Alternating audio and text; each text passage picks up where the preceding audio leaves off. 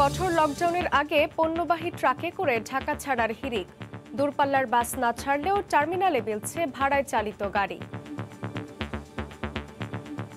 আসলাম নারায়ণগঞ্জের থেকে হুন্ডাই করে, তারপর ওখান থেকে বেবিতে করে আসছি, এসে এখন গাবদলি 2টার থেকে এই পর্যন্ত বসে আছি।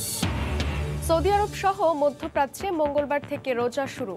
করোনার কারণে মক্কা মদিনার পবিত্র মসজিদে 10 রাকাত করে তারাবি আদায়।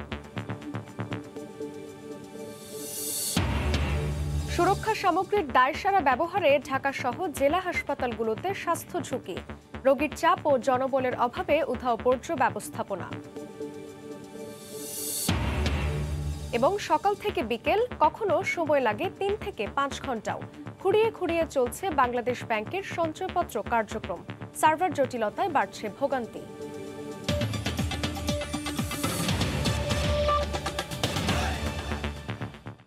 ভোরের সময় সঙ্গে আছি আমি জান্নাতুল সাদিয়া। কঠোর লকডাউনের খবরে ঢাকা ছাড়ছেন নিম্ন আয়ের মানুষ।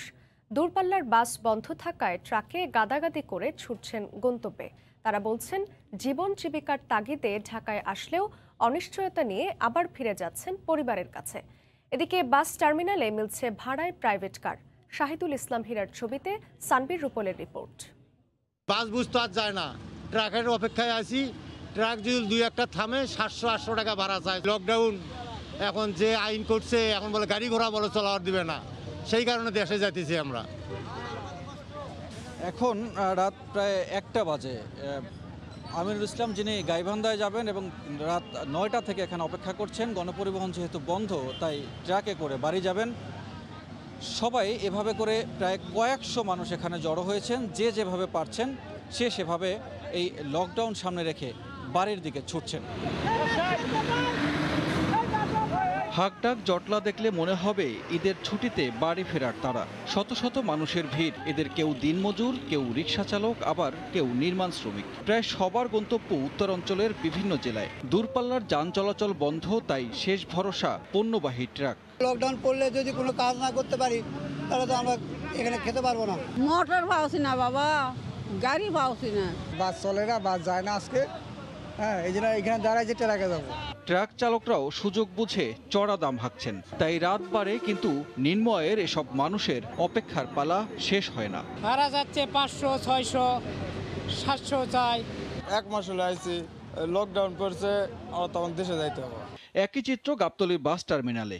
স্বাভাবিক সময়ে সরগরম থাকলেও সারি সারি বাস টার্মিনালের ভেতরে ঠায় দাঁড়িয়ে আছে। তাই অপেক্ষারত যাত্রীদের যেতে হবে ভাড়ায় চালিত প্রাইভেট কারে। প্রাইভেট কার থেকে চুয়াডাঙ্গা থেকে এই জায়গায় রিজার্ভ আইছি গাবতলী, তো আবার এই জায়গাতে আবার প্রাইভেট কারে আবার আমাদের বাড়ির সাথে চলে যাব। আসলাম নারায়ণগঞ্জের থেকে হুন্ডাই করে, তারপর ওখান থেকে বেবিতে করে আসছি, এসে এখন গাবদলি 2টার থেকে এই পর্যন্ত বসে আছি।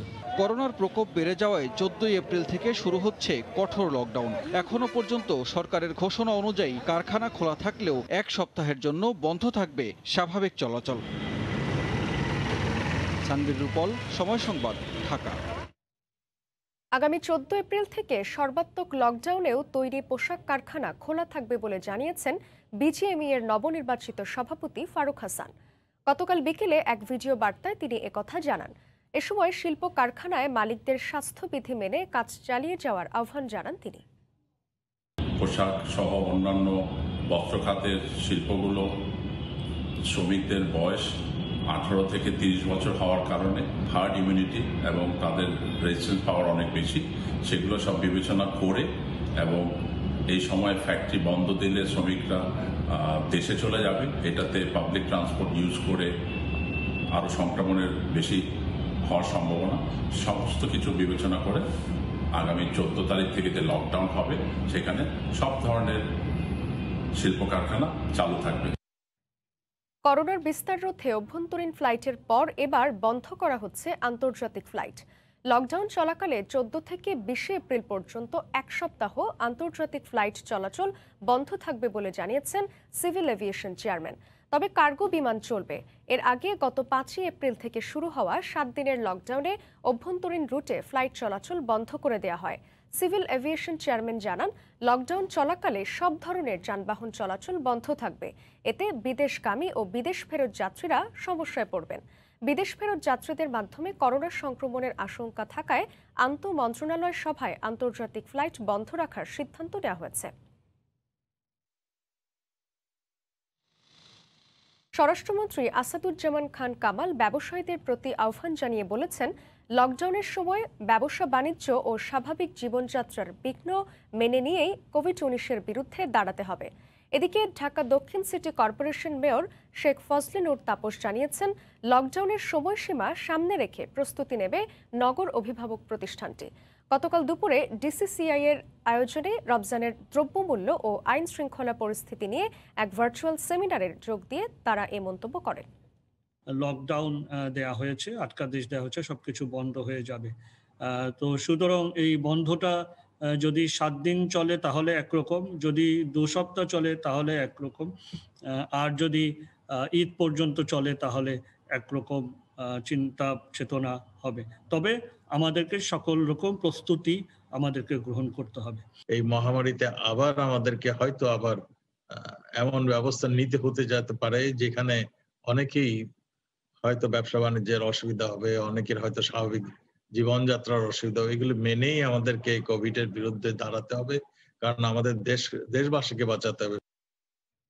দেশে করোনায় রোববার একদিনে সর্বোচ্চ ৭৮ জন মারা গেছেন, শনাক্ত হয়েছেন ৫,৮১৯ জন।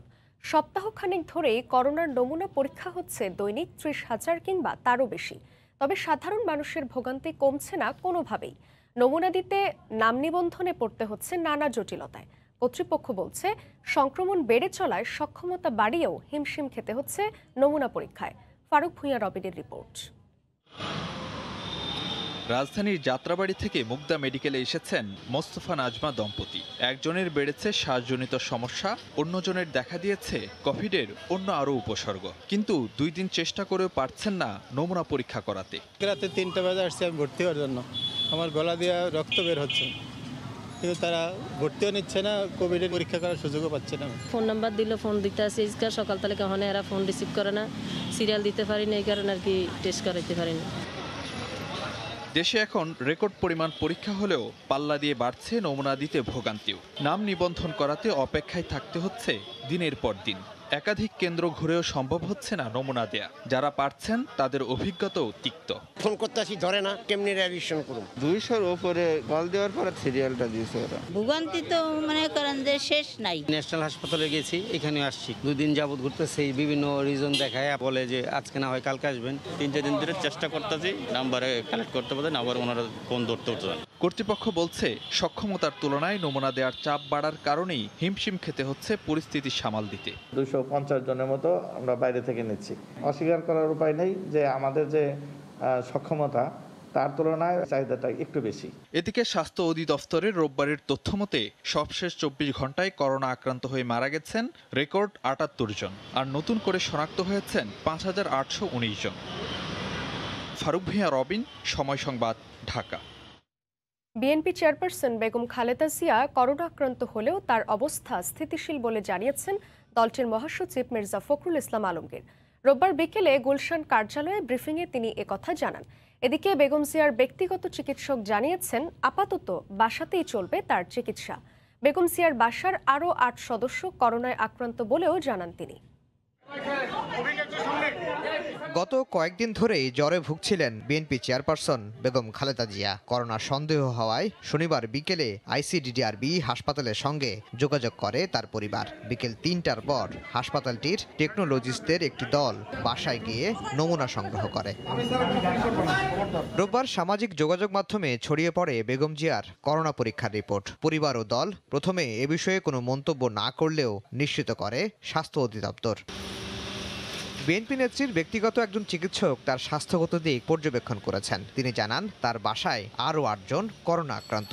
বেগম জিয়া চিকিৎসা নেবেন বাসায়, প্রয়োজনে প্রস্তুত রাখা হয়েছে একটি বেসরকারি হাসপাতালের আইসিইউ। দলটির মহাসচিবও জানান, বিএনপি নেত্রীর শারীরিক অবস্থা স্থিতিশীল রয়েছে।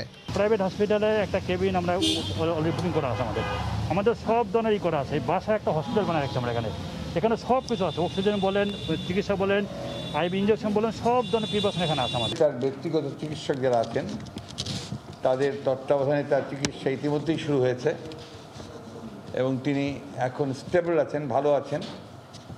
আর তার কোনো টেম্পারেচার নেই, অন্য কোনো উপসর্গও তার নেই। 25 মাস কারাভোগ শেষে গত বছরের 26শে মার্চ সরকারের নির্বাহী আদেশে সাময়িক মুক্তি পান বিএনপি নেত্রী। এরপর তার মুক্তির মেয়াদ বাড়ানো হয় 3 দফা। মুক্তির পর থেকে বাসায় রয়েছেন তিনি। দুর্নীতির এক মামলায় দণ্ডিত হয়ে 2018 সালের 8 ফেব্রুয়ারি কারাগারে যান বিএনপি নেত্রী। কারাগারে থাকা অবস্থায় দুর্নীতির আরেক মামলায় সাজা হয় তার। 2 মামলা মিলে কারাদণ্ড হয় 17 বছরের। কারাগারে কয়েক মাস থাকার পর অসুস্থ হয়ে পড়েন বিএনপি নেত্রী। মুক্তির দিন পর্যন্ত প্রায় 11 মাস বঙ্গবন্ধু শেখ মুজিব মেডিকেল বিশ্ববিদ্যালয় হাসপাতালে চিকিৎসাধীন ছিলেন বেগম জিয়া। আফজাল হোসেন, সময় সংবাদ, ঢাকা। করোনার সুরক্ষা সামগ্রীর দায়সারা ব্যবহার ও বিনষ্ট পদ্ধতি না জানায় ঢাকাসহ জেলা সদর হাসপাতালগুলোতে বেড়েই চলেছে স্বাস্থ্য ঝুঁকি। হাসপাতালগুলোতে সীমিত লোকবল আর রোগী বেড়ে যাওয়ায় কোনোভাবেই মানা যাচ্ছে না সংক্রমণ নিয়ন্ত্রণ চর্চা। সুরক্ষা সামগ্রীর বর্জ্য বিনষ্ট ও ব্যবহার না মানায় করোনাসহ সংক্রামক রোগ বাড়ার আশঙ্কা বিশেষজ্ঞদের। টাঙ্গাইল, মুন্সিগঞ্জ, মানিকগঞ্জ ও নরসিংদী ঘুরে আরও জানাচ্ছেন সেলিয়া সুলতানা। এটা পুরানি 10টার সময় লাগাইছি, এটা আজকে 3 দিন হলো।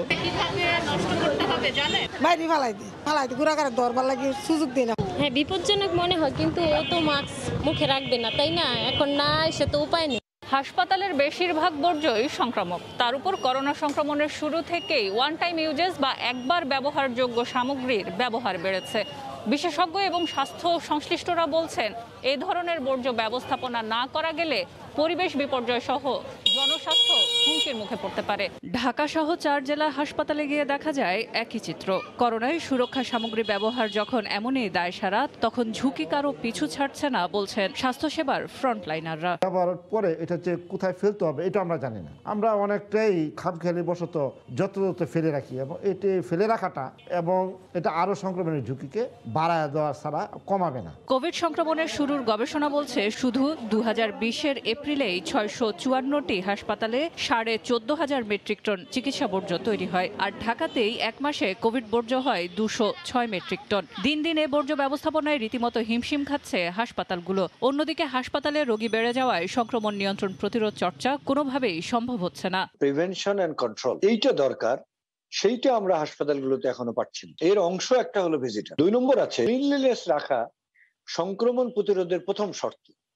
কিন্তু দুঃখজনকভাবে সত্য যে আমাদের উপজেলা হাসপাতালে 1-2টা ক্লিনার। সংশ্লিষ্টরা বলছেন, বর্তমান উদ্ভূত পরিস্থিতিতে 2008 সালের চিকিৎসা বর্জ্য নিষ্কাশন সংক্রান্ত আইনটি সংশোধন করে বিজ্ঞানসম্মত চিকিৎসা বর্জ্য ব্যবস্থাপনার উপর জোর দিতে হবে। সেলিয়া সুলতানা, সময় সংবাদ।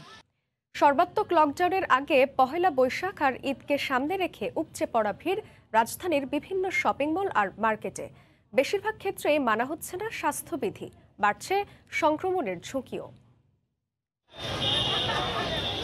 এ যেন ঈদের আগের দিন, বলা চলে চাঁদ রাত। চলছে উৎসব উদযাপনের শেষ মুহূর্তের কেনাকাটা। রাজধানীর অধিকাংশ শপিং মল ও বিক্রয় কেন্দ্রের চিত্র এমনই, সবখানে উপচে পড়া ভিড়। ছোট ভাইয়ের বিয়ে, তো এই জন্য ইনস্ট্যান্ট বাধ্য হয়ে আসতে হয়েছে। ঈদের আগে আর লকডাউন ছাড়বে না, আমাদের আবার কেনাকাটা করার কোনো ওয়ে থাকবে না এর জন্য।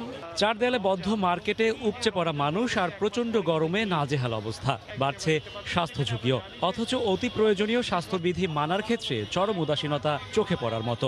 না আসলে হইতো, মানে একটু জাস্ট বাচ্চাদের তো সমস্যা, ঈদের জন্য তো এটাই ঝুঁকিপূর্ণ তো আছে, তারপরে গরম লাগলে তো খুলতেই হবে, কিছু করার নেই। এদিকে শপিং মল ও দোকান খোলার 3য় দিনে ক্রেতার সমাগম বেশি হওয়ায় বেড়েছে বিক্রিও। তবে 14 এপ্রিল থেকে সর্বাত্মক লকডাউন শুরু হলে বড় ধরনের লোকসানের সংখ্যা বিক্রয় কর্মীদের। চলাটা মনে করেন যে এত ট্রাপ হয়ে যাবে সামনে, কিছু বলার মতো নাই। গত বছর আমরা ব্যবসা বাণিজ্য হয় নাই, এইবারও একই অবস্থা। চলমান কঠোর বিধিনিষেধ একইভাবে চলবে আরও 2 দিন।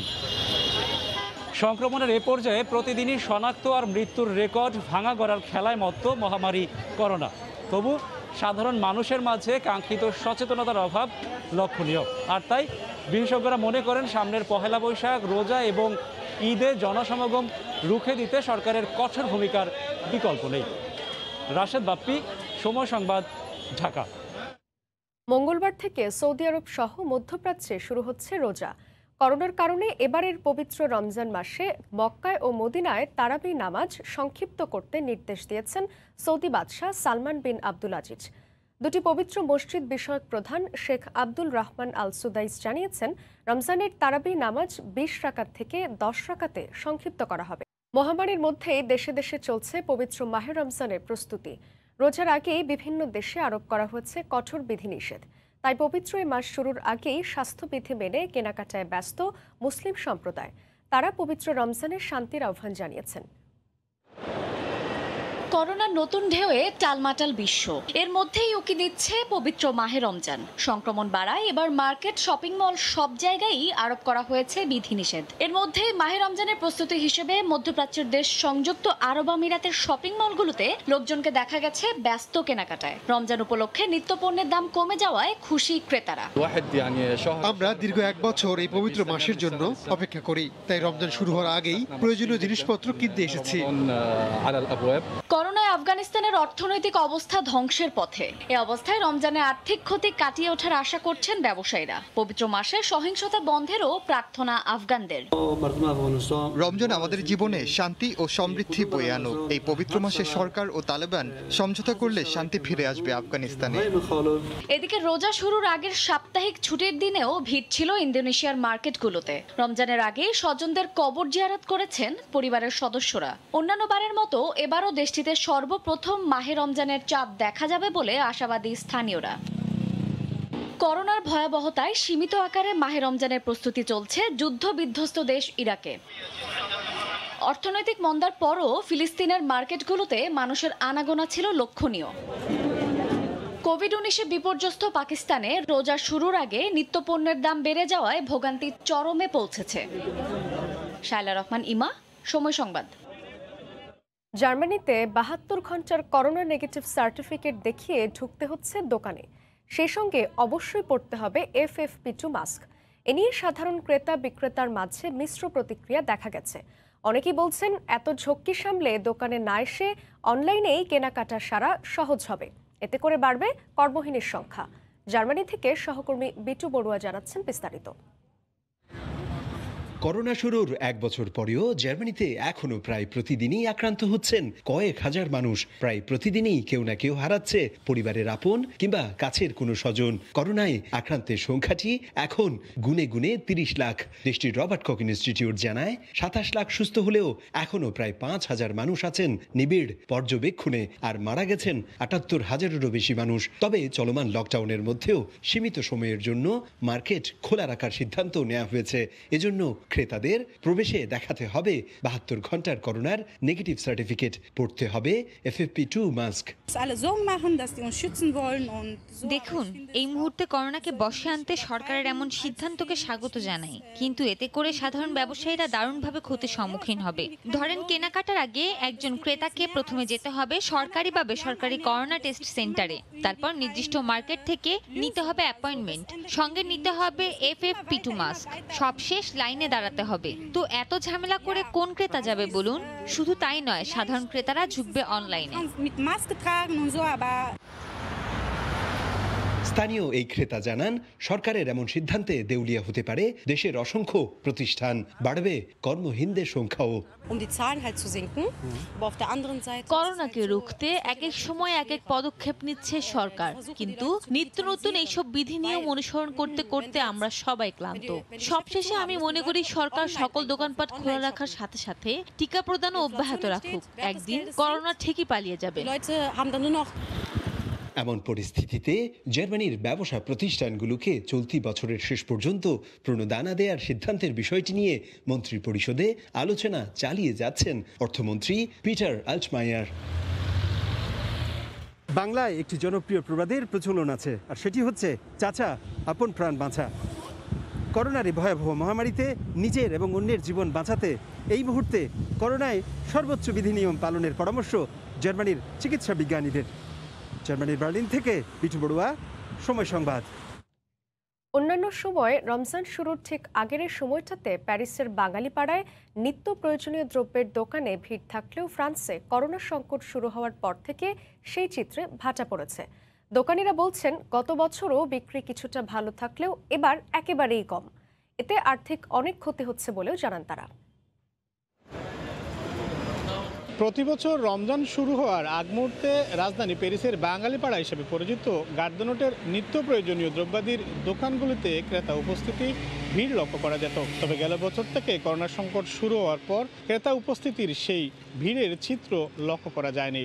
দোকানিরা বলছেন, গেল বছর করোনা সংকট শুরু হলেও তাদের বিক্রি কিছুটা ভালো ছিল, তবে এবারে তাদের বিক্রি অনেকটাই কমে এসেছে। এজন্য মানুষের কর্মসংস্থান নেই বলেই তারা মনে করছেন। বোঝা যাচ্ছে না আসলে যে রমজান আমরা আগামীকালকে শুরু করতে যাব ইনশাল্লাহ, তেমন একটা ব্যবসা বাণিজ্য নেই, কারণ বাঙালিরা বা আমরা যারা আছি এই দেশে অনেকের হয়তো কাজ নাই। রমজানে আমাদের মোটামুটি ব্যবসা ছিল, কিন্তু এই রমজানে একদমই ব্যবসা নাই বললে চলে, কারণ মানুষ ইকোনমিকভাবে খুবই সমস্যাগ্রস্ত।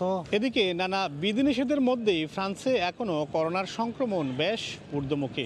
দেশটিতে এখন গড়ে প্রতিদিন 40 থেকে 45 হাজার মানুষ করোনায় আক্রান্ত হচ্ছেন।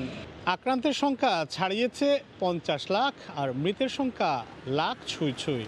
এদিকে ফ্রান্সের স্বাস্থ্যমন্ত্রী অলিভার ভেরন জানিয়েছেন, এখন থেকে 55 বছর তদূর্তরা ফ্রান্সে করোনার ভ্যাকসিন নিতে পারবেন। এর আগে যেটি 70 থেকে 65 বছর ছিল। নানা বিধিনিষেধের মধ্যে ফ্রান্সে এখনও করোনার সংক্রমণ বেশ ঊর্ধ্বমুখী, আর তাই সবাইকে স্বাস্থ্যবিধি মানা উচিত বলে মনে করছেন সংশ্লিষ্টরা।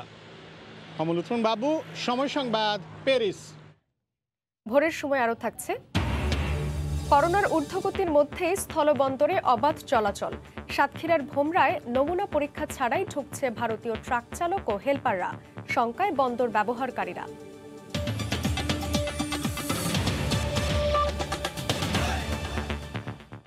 সোনারগাঁও রিসোর্ট কাণ্ডের 9 দিনের মাথায় সন্ধান মিলল হেফাজত নেতা মামুনুল হকের তৃতীয় স্ত্রীর। নাম জান্নাতুল ফেরদৌস লিপি। বিয়ের বিষয়টি মামুনুল স্বীকার করেছেন ওই নারীর ভাইয়ের কাছে। তারপর থেকেই নিখোঁজ জান্নাতুল ফেরদৌস। এই অবস্থায় বোনের নিরাপত্তা চেয়ে থানায় সাধারণ ডায়েরি করেছেন ওই নারীর ভাই। এদিকে মায়ের সন্ধান চান মামুনুলের কথিত দ্বিতীয় স্ত্রীর বড় ছেলে। নিজের জীবনের নিরাপত্তা নিয়েও উদ্বিগ্ন তিনি। বুলবুল রেজার রিপোর্ট। রোববার রাতে হঠাৎ রাজধানীর মোহাম্মদপুর থানায় এই যুবকের আগমন। ডিউটি অফিসারের কক্ষে গিয়ে জানান, তার বোনের নিরাপত্তা চেয়ে সাধারণ ডায়েরি করতে চান। গেল কয়েকদিন ধরে তার বোনের কোনো খোঁজ নেই। সাধারণ ডায়েরিতে তিনি উল্লেখ করেছেন, 7 এপ্রিল বড় বোন জান্নাতুল ফেরদৌস লিপির সঙ্গে তার সবশেষ কথা হয়। বোন জানায়, মোহাম্মদপুরে দিলরুবা আপার বাসায় অবস্থান করছেন তিনি। 10 এপ্রিল আল্লামা মামুনুল হক মোহাম্মদপুরের জামিয়া রহমানিয়া আরাবিয়া মাদ্রাসায় ডেকে জানায়, আমার বোন জান্নাতুল ফেরদৌস লিপির সঙ্গে তার বিয়ে হয়েছে। একটি চুক্তিনামাও দেখায়। অদ্যাবধি আমার বোনের সাথে কোনো যোগাযোগ করতে পারিনি। আমার বোন বর্তমানে কোথায় খুঁজে পাওয়া যাচ্ছে না। এমত অবস্থায় আমার বোনকে নিরাপত্তা প্রদান ও আইনানুগ অভিভাবকের কাছে হস্তান্তরের জন্য আইনগত সহায়তা কামনা করছি। এই যুবকের নাম শাহজাহান সাজু। জিডির বিষয়টি নিয়ে তার সঙ্গে কথা বলতে গেলে তিনি অপারগতা প্রকাশ করেন। সাধারণ একটা জিডি কোর্স। কিসের জিডি? সাধারণ একটা জিডি কোর্স। জিডি তো আমরা ওইখান থেকে নিতে পারবো। আমরা তো ওইখান থেকে নিতে পারবো। হ্যাঁ, নিতে পারবো।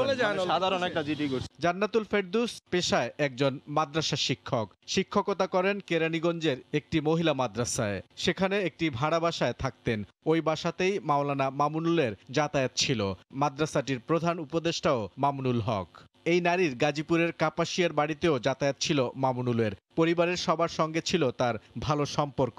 বেসরকারি এশিয়ান বিশ্ববিদ্যালয়ের শিক্ষার্থী থাকাকালীন সময়ে জান্নাতুল ফেরদৌসের সঙ্গে পরিচয় হয় মামুনুল হকের। প্রথম স্বামীর সঙ্গে তালাক হওয়ার পর 2020 সালে মামুনুল তাকে বিয়ে করে বলে জানা গেছে। এদিকে মামুনুলের কথিত স্ত্রী জান্নাতারা ঝর্ণার বড় ছেলে আব্দুর রহমানের সঙ্গেও কথা হয় সময় সংবাদের। নিজের এবং মায়ের জীবন হুমকির সম্মুখীন দাবি করে মায়ের সন্ধান চান।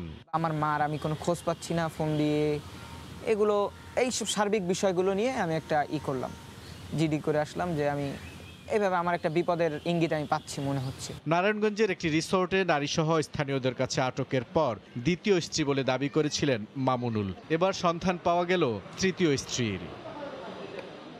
বুলবুল রেজা, সময় সংবাদ, ঢাকা। মুক্তিযুদ্ধ বিরোধী ধর্ম ব্যবসায়ী কিছু মানুষ ইসলামের নামে বাংলাদেশকে ব্যর্থ রাষ্ট্রে পরিণত করার ষড়যন্ত্র করছে বলে মন্তব্য করেছেন আওয়ামী লীগের যুগ্ম সাধারণ সম্পাদক আফম বাহাউদ্দিন নাসিম। দেশের বিভিন্ন স্থানে সম্প্রতি হেফাজতের তাণ্ডবের প্রতিবাদে গতকাল দুপুরে কৃষিবিদ ইনস্টিটিউটের সামনে বঙ্গবন্ধু কৃষিবিদ পরিষদ আয়োজিত মানববন্ধনে তিনি একথা বলেন। এই অপশক্তিকে রুখে দাঁড়ানোর পাশাপাশি হেফাজতের এ সকল অপকর্ম সমর্থনকারী বিএনপি জামাতের বিরুদ্ধেও ঐক্যবদ্ধ প্রতিরোধ গড়ে তুলতে হবে বলে জানান তিনি। স্বাধীনতার 50 বছর পরে আজকে আবারও আমরা দেখি সেই অপশক্তিরা স্বাধীনতা দিবসে ওরা হামলা করে, মসজিদকে ব্যবহার করে, ওরা মাদ্রাসায় বসে ইসলাম ধর্মকে ব্যবহার করে ব্যবসা করে। এই মামুনুল হক বন্ধেরকে যারা সমর্থন করে তারাও এই দেশ বিরোধী। লন্ডনে বসে ষড়যন্ত্র করে এবং যারা বাংলাদেশে বসে যারা ওই ফখরুল ইসলাম আলমগীররা অসত্য কথা বলে, অসৎ রাজনীতি করে, সেই ইতিহাস বিকৃতকারীদের বিরুদ্ধে আসুন আমরা সকলে মিলে প্রতিবাদ করি। করোনাভাইরাস প্রতিরোধে জারি করা কঠোর বিধিনিষেধে সকাল 9টা থেকে বিকেল 5টা পর্যন্ত দোকানপাট খোলার সরকারি ঘোষণা রয়েছে, কিন্তু এরপরও কক্সবাজার সৈকতের 1,500 দোকান বন্ধ। ট্যুরিস্ট পুলিশ জানায়, জেলা প্রশাসনের নির্দেশে সৈকত এলাকার দোকানপাটগুলো বন্ধ রাখা হয়েছে। এতে বেকার হয়ে পড়েছেন 10,000-এরও বেশি কর্মচারী। ব্যবসায়ীরা বলছেন, একে তো সৈকতে পর্যটক নেই, তারপর দোকানপাট বন্ধ থাকায় নষ্ট হয়ে যাচ্ছে মালামাল। আরও জানাচ্ছেন সুজাউদ্দিন রুবেল। কক্সবাজার সমুদ্র সৈকত, যেখানে ঢল নামে হাজার হাজার পর্যটকের, কিন্তু সৈকত এখন পর্যটক শূন্য। করোনা সংক্রমণ দ্বিতীয় দফায় বাড়ায় কঠোর বিধিনিষেধের কারণে শুনশান নীরবতা নেমে এসেছে সৈকতে। পর্যটকদের কেনাকাটার জন্য সৈকতের 3টি পয়েন্টে রয়েছে প্রায় 1,500-এর বেশি বার্মিজ পণ্য সহ নানা পণ্যের দোকানপাট, কিন্তু সরকারি বিধিনিষেধে সকাল 9টা থেকে বিকাল 5টা পর্যন্ত দোকানপাট খোলার সরকারি ঘোষণা থাকলেও বন্ধ এসব দোকানপাট। অনেক কর্মচারীকে পাঠানো হয়েছে ছুটিতে, আবার অনেক কর্মচারী দোকানের সামনে বসে দিচ্ছেন পাহারা। দোকানদাররা বলছেন, লকডাউনে দোকান খুলতে না পারায় নষ্ট হয়ে যাচ্ছে দোকানের মালামাল। এগুলো নিয়ে এখন বর্তমানে খুব টেনশনে আছি, কিভাবে জিনিসপত্রগুলো যত্ন করে রাখবো। পর্যটনের এলাকার মধ্যে দোকানগুলো বন্ধ হওয়ার পর থেকে আমাদের এই যে সম্পূর্ণ সুটকিগুলো একেবারে নষ্ট হয়ে যাচ্ছে। ব্যাংকের ঋণের পরিশোধ করতে পারতেছি না, এখন আমরা অনেক কষ্টে আছি। দোকান বন্ধ থাকায় ক্ষতির পাশাপাশি 10,000-এর বেশি কর্মচারীকে বাধ্যতামূলক ছুটিতে পাঠানো হয়েছে বলে জানালেন ব্যবসায়ী সমিতির এই নেতা। দোকানপাট সব বন্ধ, শুনতেছি আরো লকডাউন দেবে। এই লকডাউনের মধ্যে আমরা যারা আছি, দোকানের মালিক বা শ্রমিক, সবাই খুব কষ্টের মধ্যে আছি আমরা। আর ট্যুরিস্ট পুলিশ জানিয়েছে, জেলা প্রশাসনের নির্দেশনা অনুযায়ী সৈকত এলাকার দোকানপাটগুলো বন্ধ রাখা হয়েছে। কোনো রকম পর্যটক এখন বিচে আসতেছে না। বিচ কেন্দ্রিক যে দোকানপাটগুলোও আছে, সেই দোকানপাটগুলো যাতে বন্ধ থাকে সেই দিকে সার্বিক তদারকি করতেছে। করোনা সংক্রমণ রোধে 2রা এপ্রিল থেকে সৈকত সহ বন্ধ রয়েছে কক্সবাজারের সব পর্যটন স্পট। আর সৈকত এলাকার এসব দোকানপাট বন্ধ থাকায় প্রতিদিন 1 কোটি টাকার বেশি ক্ষতি হচ্ছে বলে জানায় chamber of commerce. Sujauddin Rubel, সময় সংবাদ, কক্সবাজার। মহামারী করোনার সংক্রমণ আবারও দ্রুত বাড়তে শুরু করলেও সাতক্ষীরার ভোমরা স্থলবন্দরে মানা হচ্ছে না স্বাস্থ্যবিধি। বাংলাদেশের বন্দরে প্রবেশ করা ভারতীয় ট্রাকের ড্রাইভার ও হেলপাররা মাস্ক বা করোনা পরীক্ষা ছাড়াই অবাধে চলাফেরা করছেন। বন্দর ব্যবহারকারীরা ভারতীয় ট্রাকের ড্রাইভার ও হেলপারদের করোনা পরীক্ষার দাবি জানিয়েছেন। স্বাস্থ্য কর্মকর্তার মতে, কর্তৃপক্ষ নির্দেশ দিলেই মেডিকেল দল পরীক্ষা করবে তাদের। মমতাজ আহমেদ বাপির পাঠানো তথ্য ও ছবির রিপোর্ট। দ্বিতীয় দফা করোনা ভাইরাসের সংক্রমণ বৃদ্ধি পাওয়ায় সরকার কঠোর বিধিনিষেধ আরোপ করেছে, কিন্তু সাতক্ষীরার ভোমরা স্থলবন্দরে নেই কোনো সচেতনতামূলক উদ্যোগ। বিশেষ করে ভারতীয় আমদানি পণ্যবাহী ট্রাকের ড্রাইভার ও হেলপাররা মাস্কবিহীনভাবে ঘোরাফেরা করছেন। করোনা পরীক্ষা ছাড়াই বাংলাদেশের অভ্যন্তরে ঢুকছেন তারা। বাংলাদেশি শ্রমিক ও সিএনডিএফ নেতারা বলছেন, ভারতীয় ড্রাইভারদের অবাধে চলাফেরা স্থানীয়দের করোনা ঝুঁকি বাড়াচ্ছে। আমরা খুবই সমস্যার মধ্যে আছি, তারা যদি এভাবে ঘুরে বেড়ায় আমাদের করোনা প্রবৃদ্ধির হার আরও বেড়ে যাবে। আমরা সচেতন থাকার পরেও তাদের কারণে আপনার করোনা আক্রান্ত হওয়ার ঝুঁকি থাকছে। ভারতীয় ড্রাইভার ও হেল্পাররাও জানালেন, তাদের দেশে কোথাও যেতে হলে করোনা পরীক্ষা করতে হলেও বাংলাদেশে করতে হচ্ছে না। কর্ণাটক গেছি, কেরালা গেছি, ব্যাঙ্গালোর এসেছি, চেক আপ হয়ে যায়। বাংলাদেশে এখন তো পরীক্ষা হয় না, কিন্তু আমাদের বাইরে পরীক্ষা হয়। কলকাতা ঢোকার আগে কোথাও হয়। বন্দরের স্বাস্থ্য কর্মকর্তা বলছেন, কর্তৃপক্ষ নির্দেশ দিলে ভারতীয় ড্রাইভারদের করোনা পরীক্ষা করা হবে। ভারতীয় ট্রাকের লেবার ড্রাইভার তাদের পরীক্ষা নিরীক্ষার জন্য আমাদের মানে কোনো নির্দেশনা সেইভাবে নাই। যদি ওনারা আমাদের এখানে আসে, আমাদের পরীক্ষার ব্যবস্থা আছে, সেটি মানে স্ক্যানার আছে, ওখানে তো আমরা তাদের তাপমাত্রা দেখে দিতে পারি। ভোমরা বন্দরে প্রতিদিন 300 থেকে 400 পণ্যবাহী ট্রাকে 600 থেকে 800 ভারতীয় ড্রাইভার হেল্পার প্রবেশ করেন। সময় সংবাদ, সাতক্ষীরা। সকাল থেকে বিকেল কখনো সময় লাগে 3 থেকে 5 ঘন্টাও। সার্ভার জটিলতায় তথ্য আপলোডে এখন খুঁড়িয়ে খুঁড়িয়ে চলছে বাংলাদেশ ব্যাংকের সঞ্চয়পত্র কার্যক্রম। এতে ভোগান্তিতে পোহাচ্ছেন গ্রাহকরা। কেন্দ্রীয় ব্যাংক বলছে সার্ভার সমস্যা সমাধানে দ্রুত কাজ চলছে। কাজল আব্দুল্লাহর রিপোর্ট। 1 বছর আগের এই ছবি বলে দেয় বাংলাদেশ ব্যাংকে সঞ্চয়পত্রের ফর্ম কিনতে গ্রাহকদের উপস্থিতি কেমন ছিল। সময়ের পরিবর্তনে গল্প পাল্টেছে। অনলাইনে সঞ্চয়পত্রের ফর্ম পাওয়ায় এখন সেই ভিড় শূন্যের কোঠায়। তবে শান্ত পরিস্থিতিতে এখন যোগ হয়েছে ভোগান্তি। ষাটোর্ধ্ব কুলসুম বেগম মানসিক ভারসাম্যহীন নাতিকে সঙ্গে নিয়ে সঞ্চয়পত্রের ফর্ম ও ব্যাংক চেক জমা দিতে বাংলাদেশ ব্যাংকে এসেছেন ঢাকার ডেমরা থেকে। সকাল 10টায় ফর্ম জমা দিলেও সার্ভার সমস্যায় রসিদ মিলছে না বিকেল 3টাতেও। অনেক দেরি হয়, আগে এরকম ছিল না। অনেক মনে করেন সকালে 10টার থেকে 3টা, তারপরেও কইতেছে 3টার পরে আসবে।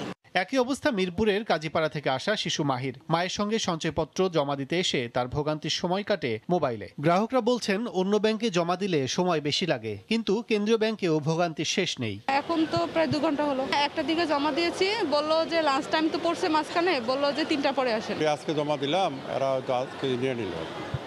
ব্যাংকে দিলে এটা 4-5 দিন সময় লাগে। রসিদ দিবে, এই রসিদটা 1 নম্বর কাউন্টার থেকে নিতে বলছে 4টার পর। সার্ভারের সমস্যার কথা বলছে। কথা হয় বাংলাদেশ ব্যাংকের মুখপাত্রের সঙ্গে। সার্ভার দুর্বলতার বিষয়টি স্বীকার করে তিনি বলেন, শীঘ্রই সমাধান হবে এ সমস্যার। এই সার্ভারগুলো তো অনেক পুরাতনও আছে, কিন্তু এই পুরাতন সার্ভারগুলো যখন পরবর্তী সময় অ্যাডজাস্টমেন্ট করা হয়, কাস্টমাইজ যখন করা হয়, সেই কাস্টমারের আলোকে কিন্তু একটা লোড ক্যাপাসিটি তাদের থাকে। সেই লোড ক্যাপাসিটি যখন ওভার হয়ে যায়, তখন কিন্তু এটা আবার নতুন হার্ডওয়্যার বা নতুন সফটওয়্যার সংযোজন না করলে কিন্তু হয় না। নতুন হার্ডওয়্যার বা যেখানে যেখানে আমাদের হয়ে গেছে, পুরাতন হয়ে গেছে, যেগুলো লোড দিতে পারছে না, সেইগুলোকে রিপ্লেসমেন্ট করার জন্য একটা প্রক্রিয়া আছে। প্রতি কর্মদিবসে বাংলাদেশ ব্যাংকের প্রধান কার্যালয়ে সঞ্চয়পত্রের ফর্ম জমা দিতে আসেন 3 শতাধিক গ্রাহক। কাজল আব্দুল্লাহ, সময় সংবাদ, ঢাকা। নওগাঁর মোকামে প্রকারভেদে কেজিতে 2 থেকে 3 টাকা বেড়ে গেছে চালের দাম। লকডাউনের কারণে পরিবহন খরচ বাড়ায় বাজার ঊর্ধ্বমুখী বলে দাবি ব্যবসায়ীদের। সপ্তাহের ব্যবধানে হঠাৎ দাম বাড়ায় নিম্ন আয়ের মানুষ পড়েছেন বিপাকে। চালের বাজার সহনীয় রাখতে প্রশাসনের নজরদারির দাবি ক্রেতাদের। নওগাঁ থেকে এমআর রকির রিপোর্ট।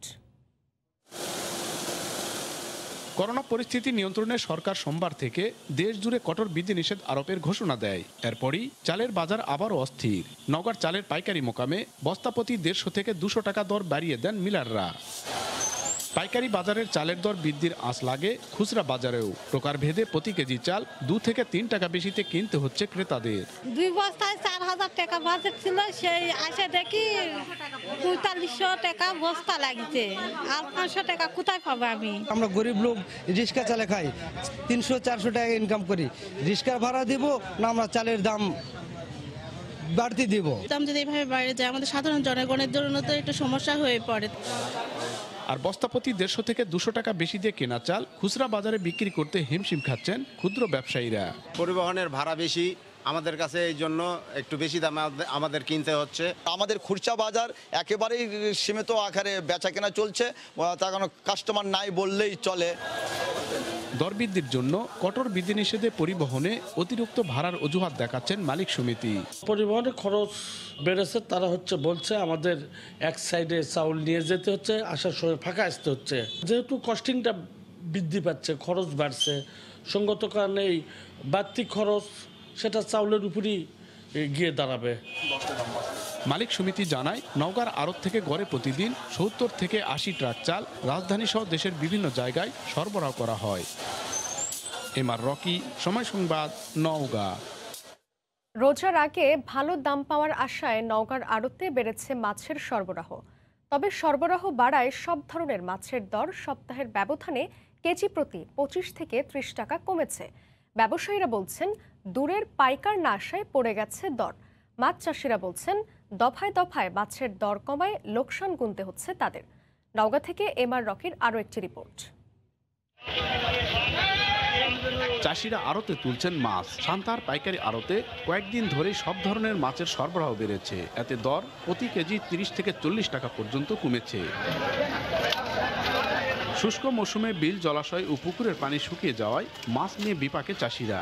আড়তে তোলার পর কাঙ্ক্ষিত দর না পাওয়ায় হতাশ তারা। লকডাউন, গাড়ি ঘোড়া চলছে না, মাছ লিয়া যেতে পারছে না পাইকারেরা।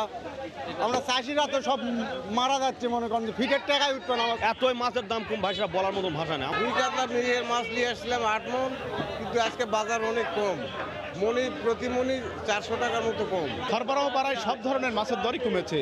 নাগালের মধ্যে পছন্দের মাছ কিনতে পারায় ক্রেতারা খুশি হলেও দফায় দফায় মাছের দর পড়ে যাওয়ায় লোকসানের কথা বলছেন চাষিরা। করোনার কারণে দূরের পাইকার না আসায় মাছের দর পতন হচ্ছে বলে দাবি ব্যবসায়ীদের। দেশি মাগুরগুলো 1 তারিখের থেকে আজকে 10 তারিখের ভিতর 50 টাকা কেজি পর্যন্ত কমে গেছে। পাইকার মাছ নিচ্ছেই না। এই করোনার জন্য অনেক মানুষ বাড়াচ্ছে না। প্রতি কেজি প্রতি 60 টাকা 70 টাকা নেয় প্রতি কেজি প্রতি। আমরা এমনই লস খাচ্ছি এবছরে, এত লস দেখাচ্ছে মাথা সোজা পাচ্ছি আমরা। গাড়ি না আসার কারণে সেগুলো জায়গাতে মাছ পুষতে পারতেছে না। এ কারণে আমাদের এলাকাতে এখন বর্তমানে মাছের আমদানিটা বেশি, পাইকারের উপস্থিতি কম। মৎস্য অফিস জানায় জেলায় 48,000 পুকুর ও জলাশয়ে 33,276 জন নিবন্ধিত চাষি মাছ চাষ করেন। এমআর রকি, সময় সংবাদ, নওগাঁ। রমজান সামনে রেখে সবজির সরবরাহ নিশ্চিত রাখতে মুন্সিগঞ্জে করা হচ্ছে আবাদ। পাশাপাশি জমি থেকে তাজা শাকসবজি তুলে মোকামে পাঠানো হচ্ছে। তবে করোনা ও লকডাউনের জন্য সবজি বাজারজাত করতে সমস্যায় পড়তে হচ্ছে বলে দাবি কৃষকদের। এছাড়া দাম কম পাওয়ারও অভিযোগ রয়েছে। আবু সাইদের ক্যামেরায় নাসির উদ্দিন উজ্জ্বলের রিপোর্ট। মুন্সিগঞ্জের মালিগাঁয়ের কৃষক সলেমান মিয়ার বিস্তীর্ণ জমিতে চলছে পুদিনা পাতার পরিচর্যা। রমজান সামনে রেখে 50% জমিতে প্রথমবারের মতো চাষ করেছেন এ পাতার। এছাড়া জেলার বজ্রযোগনী, রামপাল, পঞ্চসার ও মহাকালীতেও এখন সবজির সমাহার। বেগুন, টমেটো, বটবটি, ক্যাপসিকাম, লাল শাক সহ বিভিন্ন শাকসবজির আবাদ চলছে পুরোদমে। ভোর থেকেই পরিচর্যার পাশাপাশি সবজি মোকামে পাঠাতে ব্যস্ত কৃষক। রমজানে বিক্রি করার জন্য আল্লাহর রহমতে আমরা রমজানের থাকার জন্য এই রাখছি। এটা বেশি পানি পড়লে বা বেশি দামে গেলে এটা পচে যায়, তার কারণে আমরা আর কি এটা ওষুধের মাধ্যমে বেশি ওষুধ দিয়ে রাখতে হয়। তবে করোনা ও লকডাউনের কারণে বাজারজাতকরণে ভোগান্তিতে পড়তে হচ্ছে কৃষকদের। সেই সঙ্গে দাম কম পাবার অভিযোগ রয়েছে। করোনার জন্য কৃষকরা ন্যায্য পানা পাইতেছে না, মূল্য কম থাকাতে উৎপাদন বেশি কিন্তু তার বিক্রি করতে কম মূল্যে। 4.5 লক্ষ টাকা আমার খরচ গেছে, আমি 2.5 লক্ষ টাকা মনে করেন যে বেচতে পারি নাই। 1,80,000 টাকা বেচছি বন্ধ। কৃষি বিভাগ বলছে জেলায় এবার 1950 হেক্টর জমিতে গ্রীষ্মকালীন সবজির আবাদ হয়েছে। নাসির উদ্দিন উজ্জ্বল, সময় সংবাদ, মুন্সিগঞ্জ। পরিবেশের ভারসাম্য রক্ষায় জ্বালানির ব্যবহার ছাড়াই ঠাকুরগাঁওয়ে ফ্লাই অ্যাশ দিয়ে তৈরি করা হচ্ছে অত্যাধুনিক ইট। উন্নত মানের এই ইট তৈরির একমাত্র কারখানাটিতে এখন কর্মসংস্থান হয়েছেন অর্ধশত মানুষের। তবে প্রতিষ্ঠানটির চেয়ারম্যান বলছেন সরকারি নির্দেশনা মানা হলে এ ধরনের উদ্যোগে এগিয়ে আসবেন অনেকে। রক্ষা হবে উর্বর জমি ও বায়ুমণ্ডলের দূষণ। ঠাকুরগাঁও থেকে জিয়াউর রহমান বকুলের পাঠানো তথ্য ও ছবি নিয়ে রিপোর্ট। বৈজ্ঞানিক প্রযুক্তিতে ঠাকুরগাঁও জেলা সদরের শিবগঞ্জ পারপুগি এলাকায় কৃষি জমির পাশেই গড়ে তোলা হয়েছে ফ্লাই অ্যাশ দিয়ে অত্যাধুনিক ইট তৈরি কারখানা। Computerised vibro multi cavity moulding machine দ্বারা প্রস্তুত করা হচ্ছে পরিবেশ বান্ধব ইট। জ্বালানি ও মাটির ব্যবহার ছাড়াই ইট তৈরিতে ব্যবহার করা হচ্ছে দিনাজপুরে বড়পুকুরিয়া তাপবিদ্যুৎ কেন্দ্রের খনির ছাই, নুড়ি পাথর, পাথরের গুঁড়া, বালু, সিমেন্ট সহ বেশ কিছু উপকরণ। ভাইব্রো মাল্টি ক্যাভিটিং মোল্ডিং মেশিনের মাধ্যমে তৈরি করা হয় ইট। কয়েক মিনিটের ব্যবধানে সারি সারিভাবে মেশিন থেকে বেরিয়ে আসে অ্যাশ ইট। অবকাঠামো নির্মাণে তৈরিকৃত অত্যাধুনিক ইট কিনতে দূর দূরান্ত থেকে ছুটে আসছেন অনেকে। দ্বিধা দ্বন্দ্ব ছাড়াই আমরা এই যে অ্যাশ ব্রিক আছে এটা আমরা ব্যবহার করতে পারি। 50 জনের মতো কাজ করি, কাজে এখানে কোনো ময়লা টয়লা লাগে না। এই ধরনের যদি কারখানা আরো 2-1টা বসে আমাদের শ্রমিকের জন্য কিংবা এলাকার জন্য আমাদের উন্নতি হবে। তবে সম্প্রতি মাটির ব্যবহার ছাড়া ইট তৈরি নিষেধাজ্ঞা দিয়ে সরকারের পক্ষ থেকে প্রজ্ঞাপন জারি করে পরিবেশ বান্ধব এসব ইট 30 ভাগ ক্রয় করতে বলা হলেও তা করা হচ্ছে না বলে অভিযোগ চেয়ারম্যানের। প্রতিটি ইটের মাপ হচ্ছে সঠিক এবং এখানে কোনো শ্রেণী নেই, সব একই কোয়ালিটির। এইসব প্রজেক্ট সফল না করলে আমাদের যে বায়ুমণ্ডল দূষণ এবং আমাদের যে টপ সয়েল মাটির যে উর্বর মাটির যে মাটিটা কাটা হচ্ছে এটা বন্ধ হবে না। জেলায় পরিবেশের ছাড়পত্র ছাড়া শতাধিক ইটভাটার বিপরীতে বায়ু দূষণ মুক্ত পরিবেশ বান্ধব একমাত্র কারখানাটি উৎপাদন শুরু করে গত বছরের নভেম্বরে। সময় সংবাদ, ঠাকুরগাঁও। খাগড়াছড়িতে ভোর থেকেই চলছে পাহাড়িদের বৈশাখী উৎসব। এই মুহূর্তে সেখানে আছেন সহকর্মী জিতেন বড়ুয়া। সরাসরি চলে যাচ্ছি তার কাছে। জিতেন,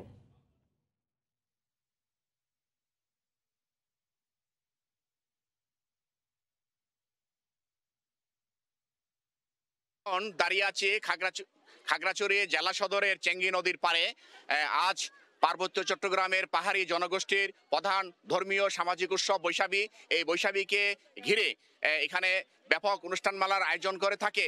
তবে এবার মহামারী করোনার কারণে সরকারিভাবে কোনো বা সামাজিকভাবে কোনো ধরনের বড় ধরনের কোনো কর্মসূচি নেই। তারপরও পারিবারিকভাবে স্বাস্থ্যবিধি মেনে পার্বত্য চট্টগ্রামের প্রতিটি পাহাড়ি জনগোষ্ঠীর পরিবাররা আজ চেঙ্গি নদীতে ফুল ভাসিয়ে দিয়ে অর্থাৎ ফুল বিজুর মাধ্যমে তারা তাদের বৈশাখী উৎসবটিকে স্মরণ করছে। এই বৈশাখী উৎসবের মূল প্রথম দিন হচ্ছে আজ।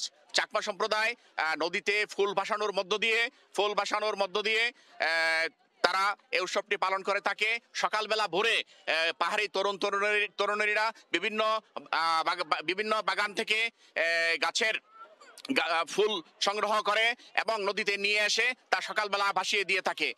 পুরানো বছরকে বিদায় এবং নতুন বছরকে স্বাগত জানানোর মধ্য দিয়ে পার্বত্য চট্টগ্রামের পাহাড়ি জনগোষ্ঠীর অর্থাৎ চাকমা সম্প্রদায় আজ ফুল বিজু পালন করছে। ফুল বিজুতে তারা পুরানো বছরের গ্লানি মুছে ফেলার জন্য নদীতে অর্থাৎ মা গঙ্গার কাছে তারা পূজা দিয়ে থাকে এবং নতুন বছরকে স্বাগত জানানোর জন্য তারা নতুন বছরকেও স্বাগত জানায় নদীতে ফুল ভাসানোর মধ্য দিয়ে। এরপর আগামীকাল শুরু হবে চাকমা সম্প্রদায়ের মূল বিজু। অর্থাৎ এদিন তারা বিভিন্ন সবজি দিয়ে পাচন তৈরি করবে। এই পাচনটি হচ্ছে চাকমা সম্প্রদায়ের মূল আয়োজন। আর তারপরে পাহাড়ি জনগোষ্ঠীর ছেলে মেয়েরা তারা এক ঘর থেকে আরেক ঘরে গিয়ে এই পাচন খাবে। পাচন হচ্ছে যে বিভিন্ন প্রায় 100টি সবজির সমারোহ দিয়ে এই পাচন তৈরি করা হয়। এরপরে হচ্ছে যে পয়লা বৈশাখে তারা ভগবান বুদ্ধের কাছে প্রার্থনা করে, মন্দিরে যায় এবং বয়োজ্যেষ্ঠদের সালাম করে। আপনারা জানেন প্রতি বছর এই বৈশাখী উৎসব উপলক্ষে পাহাড়ি জনগোষ্ঠী থাকে উৎসব মুখর। প্রতিটি জনপদ থাকে এই উৎসব মুখর। বাঙালি জনগোষ্ঠীর যেমন পয়লা বৈশাখ একটি মিলন মেলায় পরিণত হয়, ঠিক তেমনি পার্বত্য চট্টগ্রামের প্রতিটি ঘরে ঘরে এই উৎসব লেগে থাকে। এখানে হিংসা বিদ্বেষ ভুলে একে অপরের সাথে সৌহার্দ্যপূর্ণ পরিবেশ সৃষ্টি হয়। পার্বত্য চট্টগ্রামের শুধু পাহাড়িরা না, এই উৎসবে বাঙালি জনগোষ্ঠীও অংশগ্রহণ করে থাকে। এ ছিল চেঙ্গি নদীর পাড় থেকে আমার সর্বশেষ তথ্য। খাগড়াছড়ি থেকে পাহাড়িদের বৈশাখী উৎসব সম্পর্কে সবশেষ জানাচ্ছিলেন সহকর্মী জিতেন বড়ুয়া। কুয়েতে করোনার প্রথম ঢেউয়ের রেশ কাটতে না কাটতে এবার ছোবল দিয়েছে দ্বিতীয় ঢেউ। এতে অনেক প্রবাসী বাংলাদেশি কর্মহীন হয়ে হতাশায় দিন কাটাচ্ছে। এর মধ্যে একদিকে বিমান চলাচল বন্ধ থাকায় প্রবাসীরা যেমন দেশে যেতে পারছেন না, তেমনি ছুটিতে থাকা অভিবাসীরা কুয়েতে ফিরতে পারছেন না। এদিকে সেপ্টেম্বরের মধ্যে টিকা না নিলে প্রবাসীদের আকামা নবায়ন করা হবে না বলে জানানো হয়েছে। কুয়েত থেকে শরীফ মোহাম্মদ মিজানুর রহমানের তথ্য ও ছবিতে রিপোর্ট। সারা বিশ্বের মতো করোনার দ্বিতীয় ঢেউ বিপর্যস্ত কুয়েত। প্রতিদিনই বাড়ছে আক্রান্ত এবং মৃতের সংখ্যা। করোনার লাগাম টানতে হিমশিম খাচ্ছে স্থানীয় প্রশাসন। এ অবস্থায় দেশটিতে সন্ধ্যা ৭টা থেকে ভোর ৫টা পর্যন্ত রাত্রিকালীন কারফিউ বলবৎ রয়েছে। সেই সঙ্গে শপিং মল সহ রেস্টুরেন্টগুলো সন্ধ্যা ৬টার মধ্যে বন্ধের বিধান রয়েছে। এতে বেচাকিনা কমে যাওয়ায় বিপাকে ব্যবসায়ীরা, আর এর নেতিবাচক প্রভাব পড়েছে প্রবাসী কর্মীদের উপর। অনেক সমস্যার কারণ আছে, আল্লাহ পাক আমাদের সবাইকে ভালো রাখে। অনেকেই ব্যবসা হারিয়েছি, অনেকে চাকরি হারিয়েছি, অনেকে দেশে গেলে দেশে গিয়ে আসতে পারেনি। অনেক জর্জরিত অবস্থায় একটা বছর পার হল। ইনশাল্লাহ আশা করি আমরা এই মহামারী থেকে মুক্তি পাবো ইনশাল্লাহ। করোনা নিয়ন্ত্রণে নানা বিধিনিষেধ আরোপের পাশাপাশি কুয়েতে ফাইজারের টিকাদান কর্মসূচি অব্যাহত রয়েছে। দেশটির কর্তৃপক্ষ জানিয়েছে, আগামী জুন থেকে সেপ্টেম্বরের মধ্যে টিকা না নিলে প্রবাসীদের আকামা নবায়ন করা হবে না। কুয়েতে এখন পর্যন্ত করোনায় আক্রান্ত হয়েছেন 2,44,000। অন্যদিকে করোনায় প্রাণ হারিয়েছেন 1,300-র বেশি মানুষ। সময় সংবাদ, কুয়েত। ইতালিতে করোনার সংক্রমণ রুখতে এপ্রিল মাস জুড়ে দোকানপাট বন্ধ রাখার সরকারের সিদ্ধান্তের প্রতিবাদ জানিয়েছেন ব্যবসায়ীরা। শনিবার থালাবাটি পিটিয়ে ব্যতিক্রমী প্রতিবাদে অংশ নেন তারা। অন্যদিকে আগামী 19 এপ্রিল থেকে দেশটিতে শুরু হতে যাচ্ছে বহুল প্রত্যাশিত জনসন অ্যান্ড জনসন ভ্যাকসিনের গণহারে প্রয়োগ। রোম থেকে জুমানা মাহমুদের রিপোর্ট। রেড আর অরেঞ্জ জোনের কবলে পড়ে বিপর্যস্ত হয়ে পড়েছেন ইতালির বিভিন্ন শহরের ব্যবসায়ীরা। বেশ কিছুদিন ধরেই রাজধানী রোম সহ অন্যান্য নগরীতে সরকারি বিধিনিষেধের বিরুদ্ধে বিক্ষোভ সমাবেশ করে আসছেন তারা। রাজপথে নেমে ক্ষুব্ধ প্রতিক্রিয়া জানাচ্ছেন ক্ষতিগ্রস্ত ব্যবসায়ীরা। তবে শনিবার থালাবাটি নিয়ে এক ব্যতিক্রমী বিক্ষোভে অংশ নিতে দেখা যায় তাদেরকে। এ সময় অবিলম্বে সব ধরনের ব্যবসা প্রতিষ্ঠান খুলে দেওয়ার দাবিও জানান তারা। ইতালি জুড়ে সংক্রমণের ঊর্ধ্বগতির মধ্যেই সোমবার থেকে খুলে দেওয়া হচ্ছে স্কুল, কলেজ সহ সব ধরনের শিক্ষা প্রতিষ্ঠান, যদিও এর বিরোধিতা করছেন স্থানীয়রা। এদিকে স্বাস্থ্য মন্ত্রণালয় জানিয়েছে, আগামী গ্রীষ্মের মধ্যে দেশটির 80% নাগরিককে ভ্যাকসিন দেওয়া সম্ভব হবে। এছাড়া আগামী 19 এপ্রিল থেকে বহুল প্রত্যাশিত জনসন অ্যান্ড জনসনের ভ্যাকসিন প্রদান শুরু হবে পুরো ইতালিতে। জুমানা মাহমুদ, সময় সংবাদ, রোম, ইতালি। ব্রেক্সিট কার্যকরের পর ব্রিটেনে বসবাসের স্বপ্ন পূরণ হয়নি বহু ইউরোপীয় নাগরিকের। এদের মধ্যে অনেকেই যুক্তরাজ্যে বসবাস করলেও তাদের পরিবার থাকেন ইইউভুক্ত বিভিন্ন দেশে। ব্রেক্সিট বাস্তবায়নের ফলে পরিবার নিয়ে ইউরোপীয় নাগরিকদের যুক্তরাজ্যে বসবাস কঠিন হয়ে পড়লেও এই সুযোগ পুরোপুরি শেষ হয়ে যায়নি বলে মনে করছেন অনেকে। ইতালির ভেনিস থেকে বিস্তারিত মাকসুদ রহমানের রিপোর্টে। গেল 3 থেকে 4 বছরে ইতালি, স্পেন, পর্তুগাল সহ ইউরোপের বিভিন্ন দেশ থেকে 50,000-এরও বেশি বাংলাদেশি বংশোদ্ভূত ইউরোপের নাগরিক পরিবার নিয়ে স্থায়ীভাবে বসবাসের সুযোগ পেয়েছেন যুক্তরাজ্যে। অনেকেই আবার যুক্তরাজ্যে স্থায়ীভাবে বসবাস করলেও পরিবার থাকেন ইউভুক্ত বিভিন্ন দেশে। তবে সম্প্রতি ব্রেক্সিট বাস্তবায়ন এবং চলমান কোভিড পরিস্থিতির কারণে নতুন করে এসব দেশ ছেড়ে পরিবার নিয়ে যুক্তরাজ্যে স্থায়ী হয়ে ওঠা হয়নি অনেকের। এবার তাদের জন্য সুখবর। আগামী 30 জুনের মধ্যে বাংলাদেশ সহ পৃথিবীর যে কোনো দেশের নাগরিক ব্রিটেনে বসবাসরত ইউ নাগরিকদের তাদের পরিবারের সদস্যদের সঙ্গে সম্পর্কের সঠিক প্রমাণ সহ আবেদন করে পেতে পারেন দেশটিতে স্থায়ীভাবে বসবাসের সুযোগ, যা প্রি সেটেলমেন্ট নামে পরিচিত। গেল 31 ডিসেম্বর বন্ধ হয়ে যায় প্রি সেটেলমেন্ট আবেদন, কিন্তু এর মধ্যে যাদের আবেদন গ্রহণ করা হয়েছে তাদের পরিবারের সদস্য ও নিকটাত্মীয়রা আগামী 30 জুনের মধ্যে যুক্তরাজ্যে গিয়ে পারিবারিক রেফারেন্স সহ প্রি সেটেলমেন্টের জন্য আবেদন করতে পারেন। এমনকি বাংলাদেশ থেকে কেউ নতুন প্রবেশকারী হলেও সেও লাভ করতে পারেন প্রি সেটেলমেন্ট। চলমান পরিস্থিতিতে একে বড় ধরনের সুযোগ বলে মনে করেন ইউরোপে বসবাসকারী প্রবাসী বাংলাদেশিরা। ব্রেক্সিটের কারণে 2021 জানুয়ারি থেকে প্রি সেটেলমেন্ট অনেকটা কঠিন করে ফেলেছে। তারপরেও যারা যেতে ইচ্ছুক তারা জুনের 30 তারিখের মধ্যে যাদের প্রি সেটেলমেন্ট হয়েছেন তাদের সুপারিশে হয়তোবা এখনো কার্যকরী। বর্তমানে ব্রেক্সিটের যে নিয়ম কারণের কারণে যারা অনেকে মনে করতেছেন যে এই নিয়মটা শেষ হয়ে গেছে, এটা এখনো চালু আছে। আপনারা গত 30 জনের ভিতরে যদি আপনারা যেতে পারেন তবে খুব সহজে আপনারা এই ইউকেতে এই সেটেলমেন্ট হতে পারবেন। বর্তমান করোনা পরিস্থিতি নিয়ন্ত্রণে এলে নতুন করে আরো কয়েক হাজার প্রবাসী বাংলাদেশি যুক্তরাজ্যে প্রবেশের স্বপ্ন পূরণ হবে বলে মনে করেন সংশ্লিষ্টরা। মাকসুদ রহমান, সময় সংবাদ, ইতালি। পহেলা বৈশাখকে সামনে রেখে বানানো নানান তৈজসপত্র নিয়ে বিপাকে মুন্সিগঞ্জের কুমাররা। তাদের খবর জানাতে এই মুহূর্তে জেলার আব্দুল্লাহপুর কুমারপাড়ায় আছেন সহকর্মী নাসির উদ্দিন উজ্জ্বল। সরাসরি চলে যাচ্ছি তার কাছে।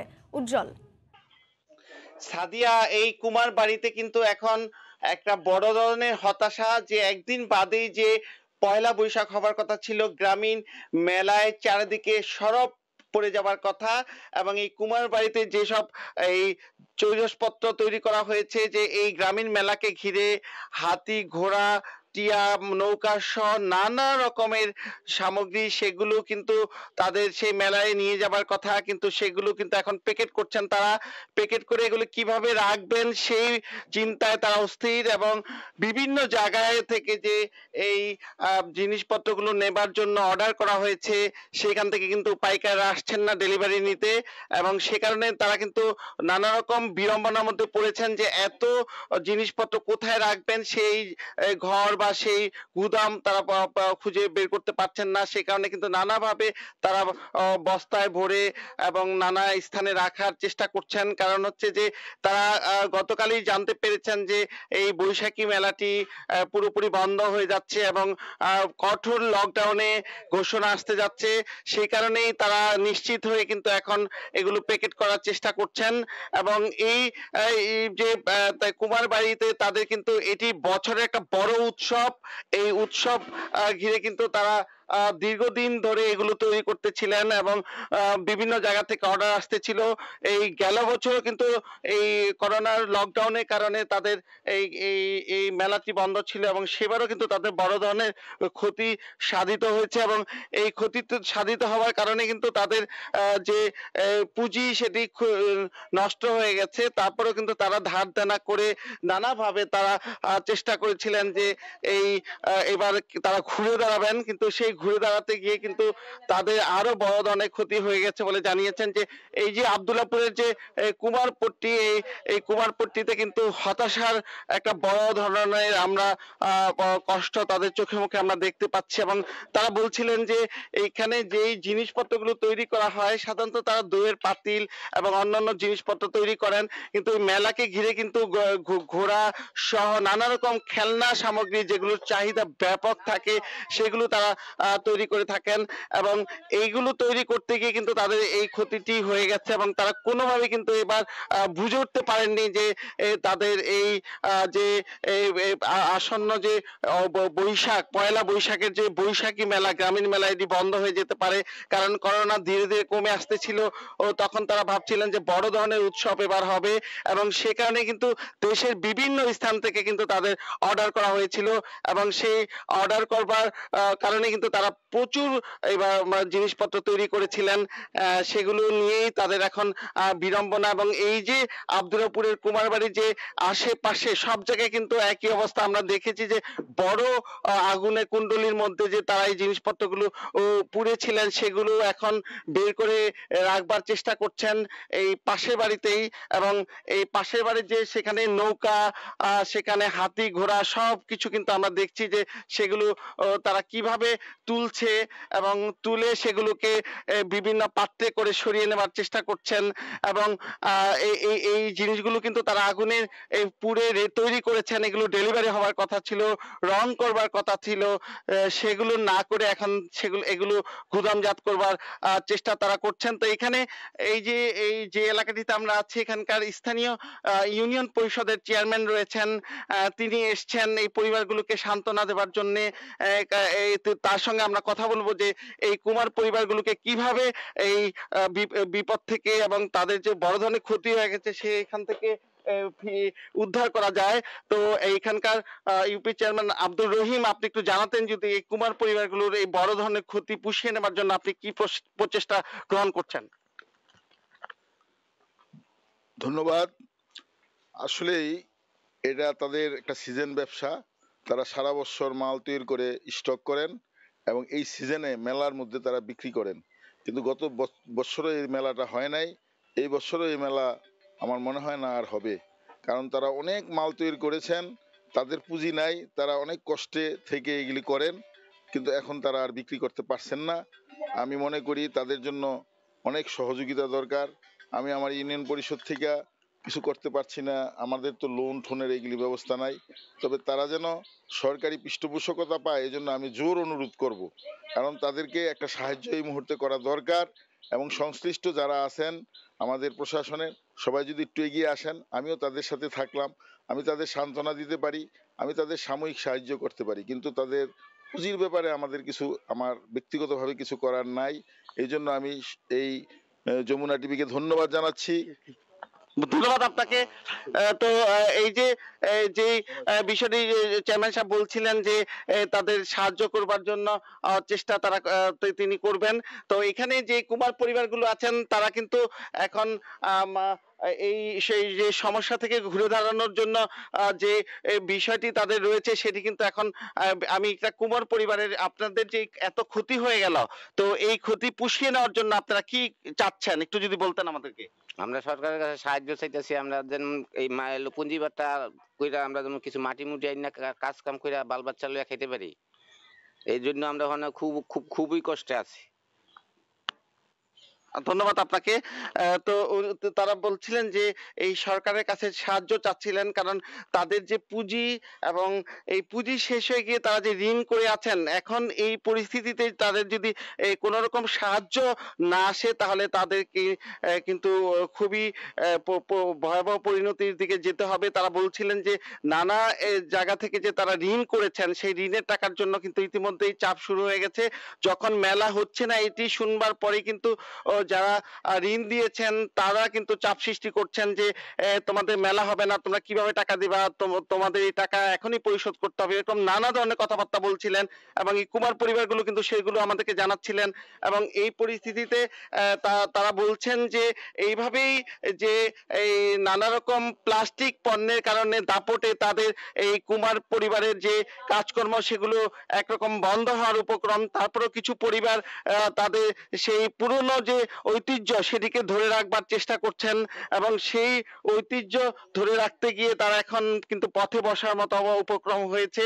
এবং গ্রাম বাংলার যে এই বৈশাখী মেলা, সেই বৈশাখী মেলাকে রাঙাতে তারা যে কাজ করছিলেন সেই কাজগুলো এখন বন্ধ হয়ে যাওয়ার পরপর 2 বছরে তাদের এই সমস্যাগুলো তৈরি হয়েছে। এবং তারা বলছেন যে এই যে মাটি কিনে নিয়ে আসা এবং এই সঙ্গে সারা দিন রাত শ্রম দেওয়া, আগুনের কুণ্ডলিতে এগুলো তো যে জ্বালিয়ে তৈরি করা, তারপর রং প্রয়োগ করা, এতে তাদের অনেক রকম খরচা হয়ে গেছে। আর নিজেদের শ্রম তো আছেই, কিন্তু যেই শ্রম তারা দেন সেই অনুযায়ী কিন্তু তারা ওরকম লাভবান হন না। তারপরে কিন্তু তারা এই পেশাটি ধরে রেখেছেন। কিন্তু এই যে তাদের এই বিপদ হয়ে গেল, এই যে পরপর 2টি বৈশাখী মেলা, তারা যে বছরের সবচেয়ে বড় উৎসব, যে উৎসব ঘিরে তাদের এই কর্মযজ্ঞ, সেটি যে তারা ধরতে পারলেন না, সেটি না পারবার কারণে কিন্তু তাদের এখন এই চ্যালেঞ্জ তৈরি হয়েছে। সেই চ্যালেঞ্জ মোকাবেলা করবার জন্য তারা বলছেন যে এই এখনই তাদের একটি অর্থনৈতিকভাবে সাহায্য করা, এখানে যদি তাদেরকে কোনো প্রণোদনার ব্যবস্থা করেন তাহলে কিন্তু তারা ঘুরে দাঁড়াতে পারবেন এবং যেই জিনিসপত্রগুলো তাদের রয়ে গেছে সেগুলোকে কিভাবে বাজারজাত করা যায়। তারা বলছিলেন যে এই ভার্চুয়ালি যে বৈশাখী নানা আয়োজন গুলো করা হচ্ছে, সেখানে কোনোভাবে ভার্চুয়ালি তাদের এই সব সামগ্রী বিক্রি করার কোনো পদক্ষেপ করা যায় কিনা সেই বিষয়গুলো কিন্তু এই কুমার পরিবারগুলো বলছিলেন। তো এই ছিল মুন্সিগঞ্জের আব্দুল্লাপুরের কুমার পরিবারের সর্বশেষ। মুন্সিগঞ্জের আব্দুল্লাপুর কুমারপাড়া থেকে যুক্ত ছিলেন সহকর্মী নাসির উদ্দিন উজ্জ্বল। খেলার খবর। শ্রীলঙ্কার বিপক্ষে সিরিজে সাকিবের শূন্যতা অনুভব করলেও বাস্তবতাকে মেনে ইতিবাচক ক্রিকেট খেলতে চান অধিনায়ক মুমিনুল। বললেন, সাকিব মুস্তাফিজের অভাবের চেয়ে বড় বিষয় হলো একটা দল হয়ে খেলতে পারছে না বাংলাদেশ, যে কারণে ধরা দিচ্ছে না সাফল্য। করোনাকালে টেস্ট সিরিজের আগে দলের প্রস্তুতিতেও সন্তুষ্ট নন মিমি। এই সিরিজে কোনো পরীক্ষা নিরীক্ষা না করারও আভাস দেন তিনি। টেস্ট চ্যাম্পিয়নশিপের সবশেষ সিরিজ, শূন্য হাতে থাকা বাংলাদেশের অবস্থানের নড়চড় হবে কি লঙ্কা সিরিজে? 21 বছরেও টেস্ট খেলতে না পারার অপবাদ ঘুচবে কি এবার? অবশ্য বাস্তবতা দেখাচ্ছে না আশার আলো। এমনিতেই টানা 8 হারে বিপর্যস্ত টিম টাইগার্স, তার উপর নেই সাকিব মুস্তাফিজ। দলের সেরা তারকা ছাড়া ভিন দেশের এই কঠিন পরীক্ষায় কেমন করবে বাংলাদেশ? উত্তরে কিছুটা আক্রমণাত্মক টাইগারদের টেস্ট কাপ্তান। সাকিব ভাই, মুস্তাফিজ অথবা একাদশ না থাকলে যে টিম রেজাল্ট হবে না। আল্লাহ দেখেন যে প্লেয়ার তো ওনারা আছে, কিন্তু অন্যান্য প্লেয়ার অন্যান্য যারা আছে সব ওনারা তো আর 10-12টা হাত না, অন্যান্য প্লেয়ার যারা আছে সবারই 10-12টা হাত। তো আমার কাছে মনে হয় যে এটা কোনো প্রভাব পড়ে। তো আমরা হয়তো আপনার টিম ওয়াইজ খেলতে পারছি না, এই কারণে রেজাল্টটা হয়নি। করোনাকালে টেস্টের প্রস্তুতিও হচ্ছে না মনের মতন জানিয়ে কিছুটা আক্ষেপ আছে মিমির। তবুও খেলতে চান ইতিবাচক ক্রিকেট। আমি বলবো না যে খুব ভালো প্রিপারেশন হয়েছে, যারা লাল বলে খেলছে তাদের জন্য প্রিপারেশনটা মোটামুটি ভালো হয়েছে। রেজাল্ট আগে কি হয়েছে পাস্ট ফিউচার আপনি বলতে পারবেন না।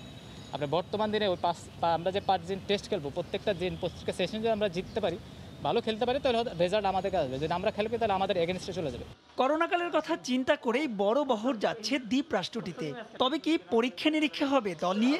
সেই সম্ভাবনাকে অবশ্য ক্ষীণই বলছেন মুমিনুল। এক্সপেরিমেন্ট না, আপনি এইসব ট্যুরে হয়তো বেশিরভাগ এমন কিছু ট্যুর নেই যে বিশেষ করে বিদেশে আপনি কিন্তু এক্সপেরিমেন্ট করতে পারবেন না। আর এখন আমি যেহেতু খেলছি, এখন আমার কিন্তু রেজাল্ট দরকার। একটা বেস্ট 11 সাজানোটা সবচেয়ে ডিফিকাল্ট হয় যখন আপনার টিম খুব বেশি ভালো রেজাল্ট করবে। খারাপ খেলে তখন আপনি হয়তো কারো না কারো ট্রাই করতে পারেন, হয়তো কারো সুযোগ দিতে পারেন।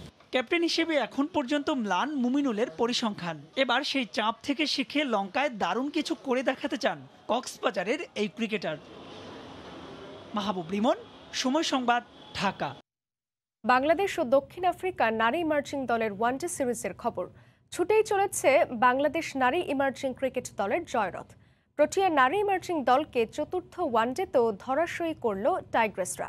হারালো 110 রানের বিশাল ব্যবধানে। সিলেটে টসে জিতে আগে ব্যাট করে অধিনায়ক নিগার সুলতানের সেঞ্চুরিতে 4 উইকেটে 236 রান করে বাংলাদেশ। জবাবে স্বাগতিক বোলারদের দাপটে মাত্র 126 রানেই গুটিয়ে যায় প্রোটিয়া নারীরা।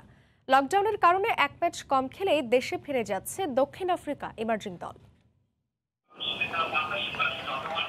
সিলেট আন্তর্জাতিক ক্রিকেট স্টেডিয়াম যেন দিন দিন লাকি গ্রাউন্ডে পরিণত হচ্ছে বাংলাদেশ নারী ইমার্জিং দলের জন্য। একে তো এর প্রাকৃতিক সৌন্দর্য, তার উপর সিরিজ জয়ের আত্মবিশ্বাস, সব মিলিয়ে দক্ষিণ আফ্রিকার নারী ইমার্জিং দলের বিপক্ষে আগের 3 ম্যাচেই জয়ের আত্মবিশ্বাস নিয়ে মাঠে নামে বাংলাদেশ নারী ইমার্জিং দল। টস জিতে এদিন শুরুতে ব্যাট করতে নামে টাইগ্রেসরা। দলীয় 16 রানে শারমিন সুলতান আর উইকেট হারিয়ে কিছুটা বিপাকে পড়লেও পরে সামাল দিয়ে ওঠেন মুর্শিদা খাতুন ও নিগার সুলতানা জুটি। তাদের দুজনের ব্যাট থেকে আসে দলীয় 82 রান। 41 রান করে মুর্শিদা সাজঘরে ফিরলেও এক পাশ আগলে ব্যাট করে যান নিগার। মাত্র 1 রান করে ফারজানা ফিরে যাওয়ার পর নিগারকে সঙ্গ দেন সোভানা, কিন্তু ব্যক্তিগত 45 রান করে লিচ জোনসের বলে আউট হন এই ব্যাটার। পরে লতা মণ্ডল নিগারের সঙ্গে মিলে ধরেন দলের হাল, সেঞ্চুরি তুলে নেন নিগার। শেষ পর্যন্ত তার অপরাজিত 101 রান ও লতার অপরাজিত 25 রানের সুবাদে 4 উইকেটে 236 রানের পুঁজি পায় বাংলাদেশ নারী ইমার্জিং দল। জবাবে ব্যাট করতে নামা দক্ষিণ আফ্রিকা নারী ইমার্জিং দলের শুরুটাও ভালো হয়নি। 12 রানেই হারিয়েছে ওপেনার ডার্কসনকে। এরপর একে একে 4 উইকেট হারায় প্রোটিয়া নারীরা। তখন দলীয় স্কোরে তাদের সংগ্রহ মাত্র 60 রান। প্রোটিয়াদের হয়ে এরপর হাল ধরার চেষ্টা করেন অ্যাননেক বশ। 63 রান করে সালমার শিকার হন তিনি। পরে ফাহিমা সালমাদের বোলিং তাণ্ডবে আর কেউই 10-এর কোটা পেরোতে পারেননি। 126 রানেই গুটিয়ে যায় দক্ষিণ আফ্রিকা নারী ইমার্জিং দল, আর 110 রানের বড় জয় পায় স্বাগতিকরা। তাই তো ম্যাচ শেষে স্বস্তির হাসি অধিনায়ক নিগারের মুখে। টানা চতুর্থ জয়, আসলে এটার পিছনে আমি বলবো যে সম্পূর্ণ টিমকে আসলে ক্রেডিট দিতে হয়, কারণ যেভাবে আমরা বাউন্স ব্যাক করেছি, ব্যাটিংয়ে বলেন, ফিল্ডিংয়ে বলেন, বোলিংয়ে বলেন, সো 3টা ডিপার্টমেন্টে ভালো করার জন্যই কিন্তু আমরা টানা জয়গুলো পেয়েছি।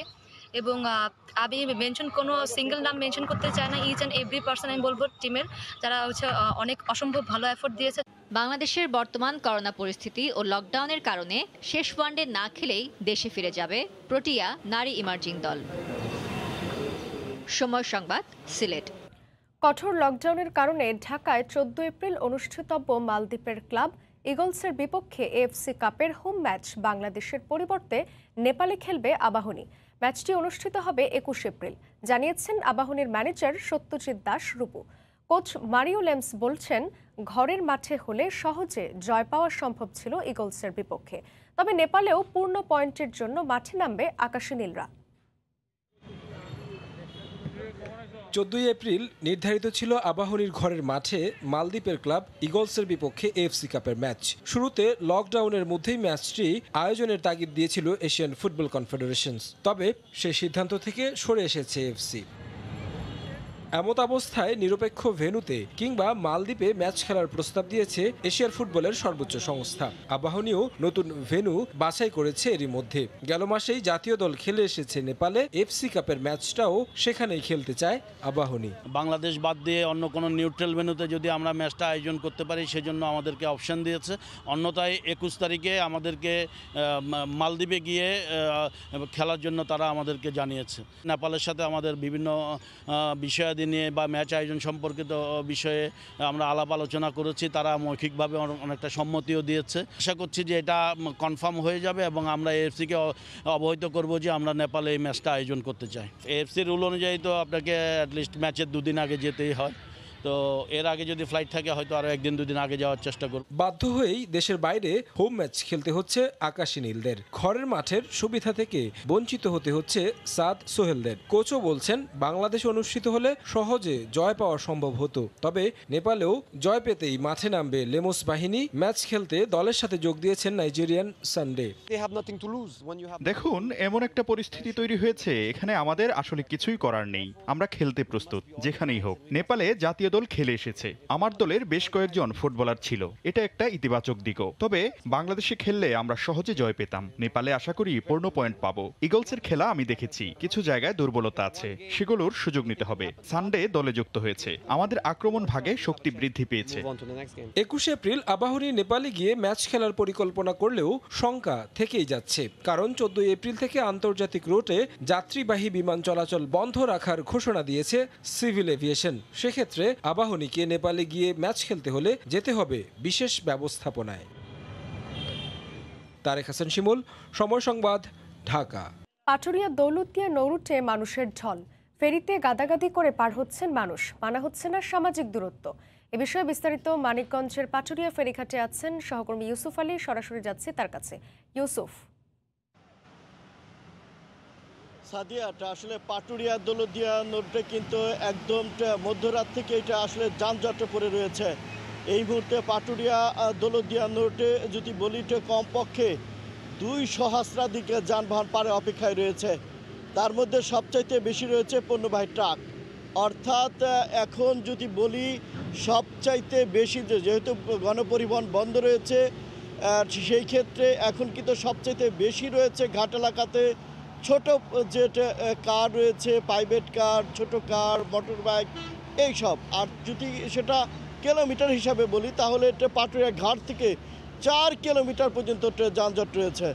আর সেই ক্ষেত্রে কিন্তু আসলে মানুষও কিন্তু গাদাগাদি করেই কিন্তু ফেরিতে পার হচ্ছে, যে পেটে পাচ্ছে সে পেটে উঠে কিন্তু পাটুরিয়া দৌলতদিয়া নৌরুট পার হচ্ছে। আমি এটা আসলে যারা যাত্রী রয়েছে তাদের সাথে কথা বলেছি, যাত্রীরা বলছে আসলে এটা এই যে আজকেও আবার বিধিনিষেধ রয়েছে, কালকেও বিধিনিষেধ রয়েছে, এরপরে কিন্তু কঠোর এবং কঠিন লকডাউন। এই কঠোর লকডাউনের আসলে খবরে কিন্তু সবাইটা আসলে ঘরে ফিরছে।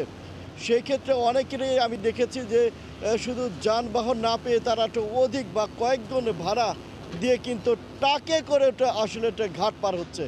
অর্থাৎ জীবনের যে ঝুঁকি তা কিন্তু রয়েছে। অন্যদিকে কিন্তু ভাইরাস সংক্রমণের যে একটা অভয়াশ্রম তা কিন্তু এই ঘাট এলাকা দেখলেই এখন বোঝা যাচ্ছে। অর্থাৎ যদিও কেউ কেউ মাস্ক ব্যবহার করছে, অধিকাংশই শ্রমিক যারা রয়েছে, অর্থাৎ যারা যানবাহনের শ্রমিক এবং কি পাটুরিয়া দৌলতদিয়া নৌরুটের সুগান মাস্টার এবং যারা কেরানি বা সংশ্লিষ্ট ফেরিতে রয়েছে তারাও কিন্তু কোনো স্বাস্থ্যবিধির তোয়াক্কা করছে না। আসলে এটা প্রত্যেক দিনে কিন্তু ভাইরাস সংক্রমণ রেকর্ড হচ্ছে এবং মৃত্যুর হারও বাড়ছে। সেই ক্ষেত্রে কারো মধ্যে যে আতঙ্ক বা ভয় ভীতি তার লেশ মাত্র নেই।